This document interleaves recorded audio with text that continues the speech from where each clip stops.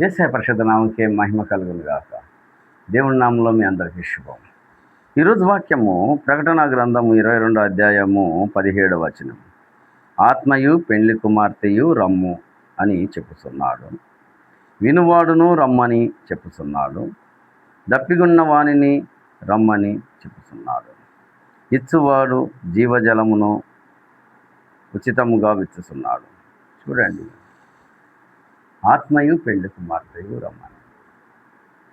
నీ ఆత్మ దేవుని చేత నింపబడి నీవు దేవుని యొక్క మార్గంలో నడపబడుతూ ఆయన యొక్క మార్గంను తెలుసుకున్నావు. నీవు పెళ్లి కుమార్తెలాగా సిద్ధపరచబడి ఆయన యొక్క పరిశుద్ధమైన పట్టణంలోనికి రమ్మని దేవుడు పిలుస్తున్నాడు.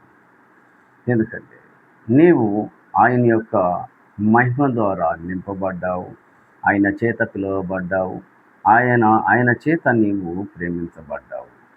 నువ్వు వింటున్నావు గనుక దేవుడు సమస్తములోనూ నీకు ఏదైతే అవసరమో ఆ అవసరములన్నీ తీర్చుటకు ఆయన యొక్క మహిమలోనికి నిన్ను పిలుస్తున్నాడు.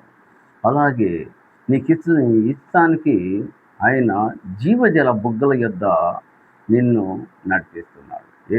లోకమంతా ఎంత కష్టపడినా కానీ, ఎంత కష్టంలో ఉన్నా కానీ నీకు మాత్రము కష్టం రాకుండా దేవుడు ఆ యొక్క జీవజల బుగ్గల యొద్ద నిన్ను మేపుతూ నీ యొక్క మార్గములన్నిటినీ సిద్ధపరుస్తూ ఆయన నిన్ను ప్రేమిస్తున్నాడు. యేసయ్య పరిశుద్ధ నామముకే మహిమ కలుగును గాక.